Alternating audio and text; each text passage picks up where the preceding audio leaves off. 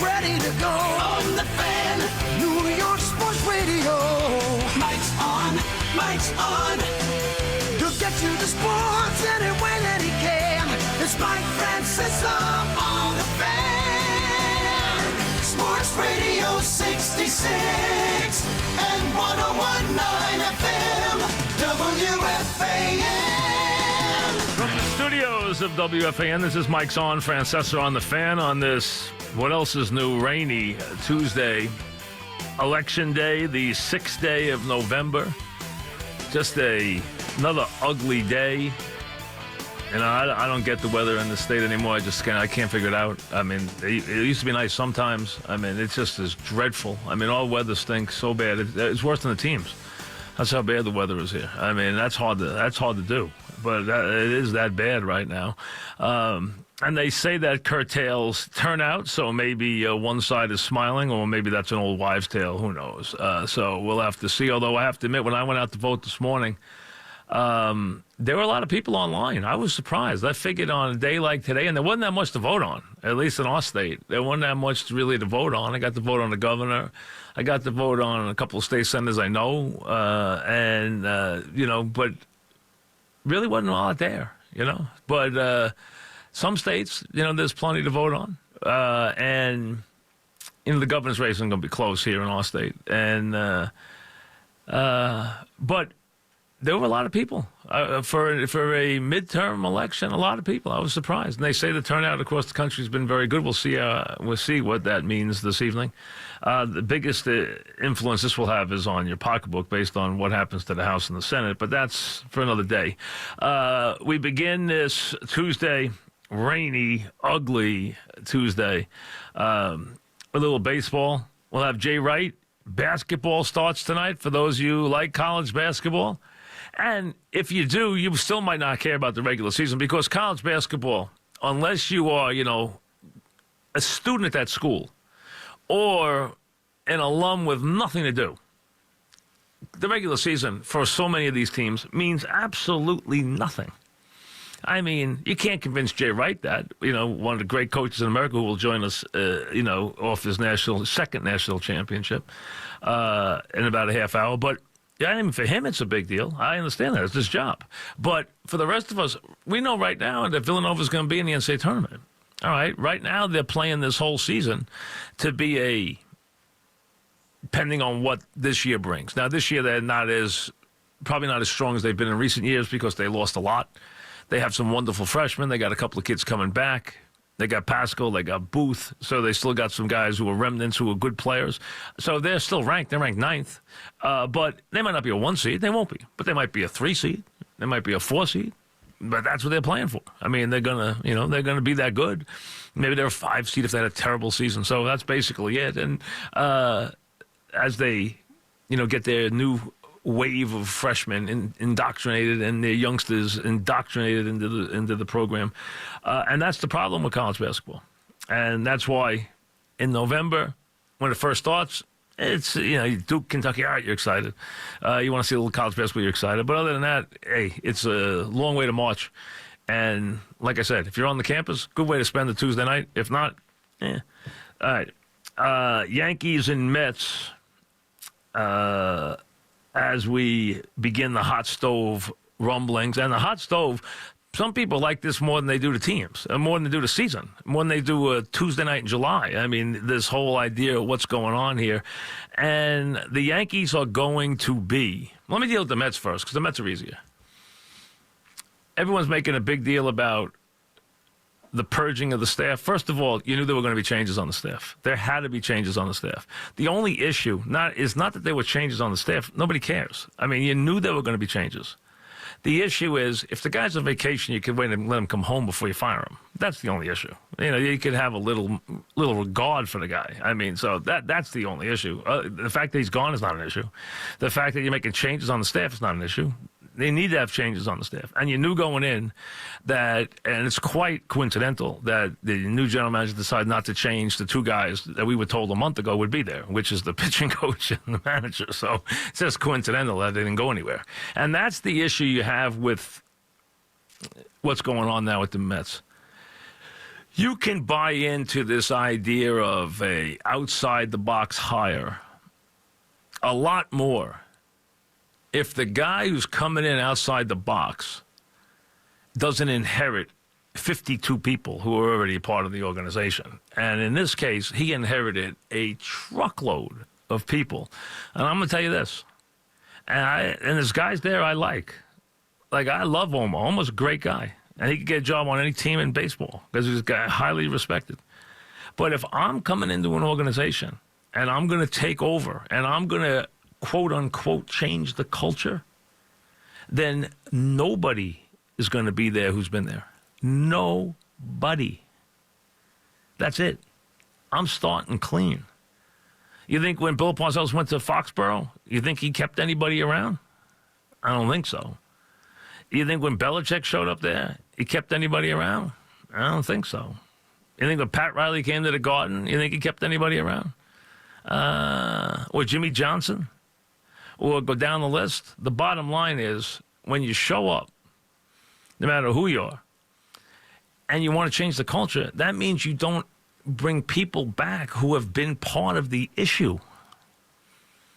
So that is a tough sell there. And you can tell me it'll all sort itself out, fine. But that's a very hard sell. Because if I'm going in there, and that's probably why some guys really weren't too enthusiastic about checking out the job. And the Mets made it clear, and that's their want. I mean, they can do what they want. But they wanted the GM, they wanted Omar to stay, and they wanted the manager to stay, and they wanted Dave Island to stay, and they wanted certain people to stay. And that's the way the job was described. And has that ever worked? Yeah, I can give you a case where it worked. I mean, when Papa George told Ditka he was getting a bad job, he told Ditka, you're getting a bad job, but you're inheriting this guy as your defensive coordinator, or you're not getting the job. Okay. Got it. When I went in to get afternoon drive when I was, many, many years ago, I got told, you're getting half the job, but you're inheriting it with this guy. You're getting it with this guy. Worked out okay. So there are cases. Yeah, I didn't get it. Listen, I didn't want it that way, but that's the way it was told to me. Congratulations. You can have half the job. If you don't want it, there's the door. It's exactly how it was told to me. And I said, all right, here I am. So, and that's what Ditka did. He said, okay. Now, he didn't love Buddy. And they didn't always see eye to eye. But, they won a Super Bowl together. And one of the great teams back in 85, one of the great teams ever. So, it does happen. Guys can inherit guys and do well, but it's few and far between. So that does give you some concern. As for the Yankees, you know this. The Yankees are going to be incredibly aggressive. They're going to have to be tied to the chair because it's been too long between drinks, and they can't stand that the Red Sox had this year, and on top of it, the Red Sox dared to tweak them on the way out. So you know that this has got their blood boiling, which is fine. But it's going to be hard to keep them from signing everybody and his brother. So watch out. I don't want Manny Machado here, but I'm telling you, I find it hard to think that they aren't going to make a big run at him. Harper, I can live with, and the idea of Harper at first base. Now, listen, if you can somehow, and this would make cash, this should start cash on the road to manager of GM of the year. If he can somehow get the Dodgers, who are also interested in Harper, and you know that they're going to try and play the Dodgers off the Yankees in a negotiating war for Harper. But if they could get the Dodgers to take Stanton, which would open it up for Harper, and open it up for Harper in the lineup. It doesn't matter. I think it's even better whether Stanton's here or not. I think it's even better if Harper plays first base. And that's Harper's idea. See, Harper don't care about defense. He's not tied to a position. He's not married to a position. It's not part of his being. He wants to hit, and he wants to make money. And he probably really wants to be a Yankee. I know his dad did, but I mean, I think he wants to be. And he brought up first base. He brought up first base to the Nationals. He was the first one to bring it up. So him at first base would, probably knock down his injuries and would also help the Yankees in what is a logjam of talent in the outfield that they have. When they don't have, I mean, they could trade Bird off. They could trade Voit off. You can get something for Voit right now. You can get something for Bird right now. Put Harper at first base. And if you didn't have Stanton, it's even better economically. If you do have him, at least you still have room for him. We can have Stanton at DH. You can have, obviously, Judge, Hicks, Gaudy, and Frazier in the outfield. And away you go. And Harper at first base. It's a lefty. If I got to live with a big offensive player, let it be a left-handed hitter who has a .390 on-base percentage, a .512 slugging, and whose 32 or 33 homers a year is going to become 42 at Yankee Stadium. And he also, you know what else? He's got what the Yankees love, is he's got that edgy star quality to him that they love because he sells tickets. He just got to cut his beard off. So if I have to take one of the two, I want Harper. I don't really love either one of them, but he gives me balance in the lineup, which I want. I want a lefty. I want lefty power. I'm afraid they're going to sign Machado. I really am, because I think they could trade Andujar off. If they trade Torres off, they're out of their minds. If they trade Andujar, I think they understand he may have hit a ceiling already. So I can that one I could live with for the right pitcher. I just hope they don't sign Machado, which I think they might. I really do. I think there's a good chance because I think he might be wanting to come here, and I think he might give them a reasonable deal, and they might jump all over it. I think they could sign both of them. I don't think it's out of the question. It could be a big year. This could be a year when they went shopping it. This could be 2009 all over again. This could be shopping at Tiffany's this year. This could be one of those years. Absolutely. This could absolutely be one of those seasons. They're going to add some pitching, fine. Fine, but you know what? There's not a pitcher out there that is going to give Hank what he wants. I don't want to. I want to go deeper into the playoffs. Fine. You think you can get a pitcher that can guarantee you that he's going to pitch great in the postseason? It doesn't work that way. Kershaw doesn't give you that. Kluber doesn't give you that. It's for darn sure. Kershaw doesn't give you that. Closest thing you got to that on this team is Tanaka.